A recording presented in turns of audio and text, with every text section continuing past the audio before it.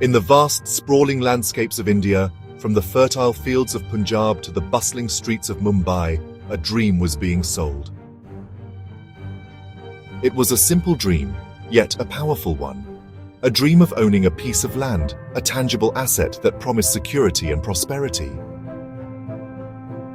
This dream, however, was woven into a web of deceit so vast, so intricate, destined to collapse, burying the hopes of millions.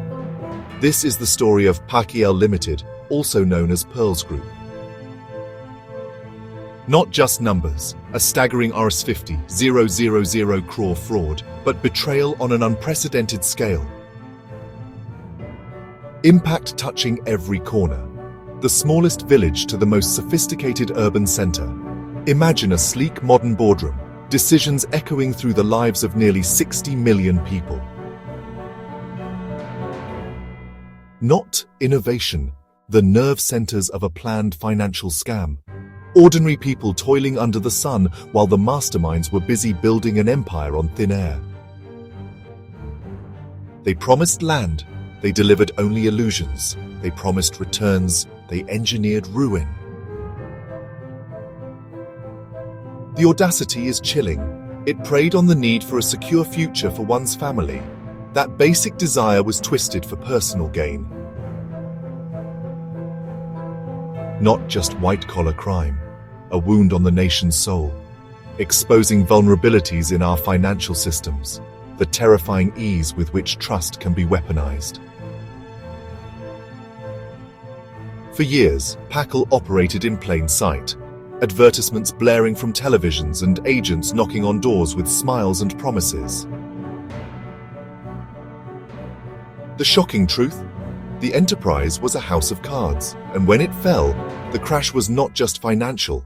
It was emotional, psychological, and devastatingly real for millions who had believed. As we delve into the dark alleys of this case, we'll see how investing in land was corrupted into one of India's biggest scams. This story must be told and must be heard. The seeds of this colossal fraud were sown in the 1990s by a man named Nirmal Singh Bangu. He was the charismatic face of PACL, a leader who possessed a rare ability to inspire trust. Bangu and his associates crafted a simple but brilliant pitch. They told people they were not just investing money, they were booking a plot of land that would be allotted to them after a certain period. If the company couldn't allot the land, it promised to return the principal amount with handsome returns. To the small-time investor, this seemed like a foolproof plan.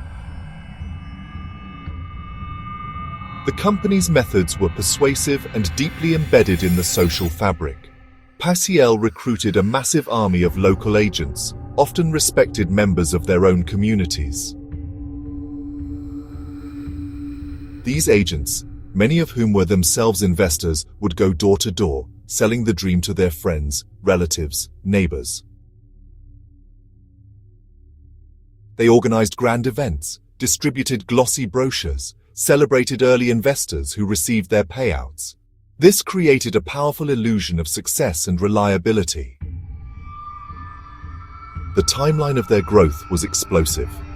Starting in the mid-90s, the company expanded its network across the country, opening thousands of offices, enrolling millions of investors.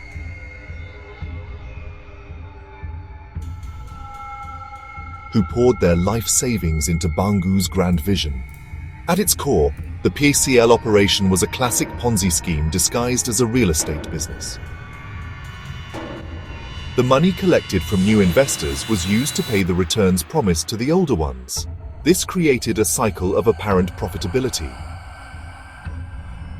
People who got their money back, often with impressive returns, became walking testimonials for the company's legitimacy. The company did purchase some land parcels, but these were a fraction of what was needed to fulfill their promises.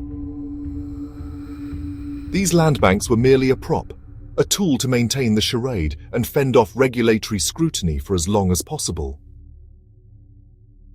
The magic of the scheme lay in its ability to delay the inevitable. By offering different investment plans with varying maturity periods, PACL could manage its cash flow, allowing Bangu and his inner circle to build a personal empire. Hotels, media channels, properties in India, properties abroad. All of it was built on a foundation of lies, patiently waiting for the day it would all come crashing down, allowing Bangu and his inner circle to build a personal empire. Hotels, media channels, properties in India, properties abroad. All of it was built on a foundation of lies, patiently waiting for the day it would all come crashing down. Beyond the staggering numbers and complex financial jargon lies the real story of the PACL scam, the story of human suffering. The victims were not just statistics. They were people from every walk of life. There were farmers in rural Punjab who sold their livestock, believing a small plot of land would secure their daughters' weddings. There were domestic helpers in Delhi who set aside a portion of their meager daily wages, dreaming of a dignified retirement. There were salaried professionals in Chennai who invested their provident fund, hoping to fund their children's higher education. Each of them had a name, a face, and a dream that was brutally shattered by this betrayal. The financial ruin was absolute and devastating. For many, it wasn't just disposable income that was lost. It was their entire life savings. Families who had spent decades accumulating a small nest egg found themselves with nothing overnight. The emotional toll was just as severe. The loss of money was compounded by a profound sense of shame and foolishness. Many victims were tricked by their own friends or relatives who were agents for PACL, leading to broken relationships and fractured communities. The trust that binds society together was poisoned. The dream of a better future was replaced by a nightmare of debt, despair, and uncertainty. As the truth about PACL began to surface, despair turned into anger. Across the country, lakhs of duped investors took to the streets. They organized protests, sit-ins, and marches. These were scenes of immense pain and desperation. Elderly men and women, who should have been enjoying a peaceful retirement, were now shouting slogans under the scorching sun, their voices filled with anguish. The scale of the protests highlighted the sheer number of people affected. Consider the case of a retired army soldier who invested his entire pension, hoping to buy a small home in his village, or the young widow who invested the insurance money she received after her husband's death, hoping to secure her children's future, only to be cheated out of that last safety net. The PACL scam was not just a financial crime, it was a societal tragedy that left a deep and lasting scar on the heart of a nation. For years, PACL operated under the radar, but its massive scale eventually attracted the attention of regulators. SEBI was the first to sound the alarm. SEBI flagged PACL as an illegal collective investment scheme. It was raising public money without necessary permissions. In 2014, after a prolonged probe and legal battle, SEBI ordered PACL to shut down its schemes. SEBI also ordered a refund of Rs 100 crore to investors within 3 months. That order was the first official acknowledgement of the colossal fraud. It was the beginning of the end for Bangu's empire. After SEBI's order, law enforcement swung into action. The CBI registered a case against PACL and its top management, including Nirmal Singh Bangu. Dramatic raids hit company offices and directors' residences. Investigators seized thousands of property documents. They also seized financial records and digital evidence. In early 2016, Bangu and key associates were arrested. The architects were behind bars, but finding the money remained the bigger challenge. Investigators uncovered a global money laundering web. Large sums had been funneled abroad, especially to Australia. Investments showed up in hotels. They bought resorts. They invested in real estate, including prime Gold Coast properties.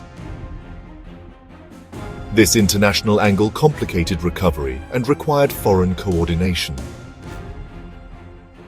The CBI and Enforcement Directorate traced illicit trails.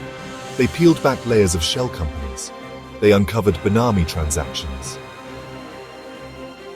The discovery of hidden assets was a crucial breakthrough. CBI began attaching PACL properties across India. The crackdown sent a message: the law may be slow, but its arm is long. The legal battle for justice reached the highest court in the land. Recognizing the gravity of the situation, the Supreme Court of India intervened. In 2016, the court appointed a committee headed by former CJI Justice R.M. Lodha to oversee disposal of PACL assets and refund investors. A structured, court-monitored recovery process followed. The Lodha committee was tasked with verifying claims, nearly 6 crore investors, and ensuring sales of attached properties were transparent. The refund process has been painstakingly slow and fraught with challenges. The first phase targeted small claims, up to a few thousand rupees. That brought relief to some, but the majority with larger investments are still waiting.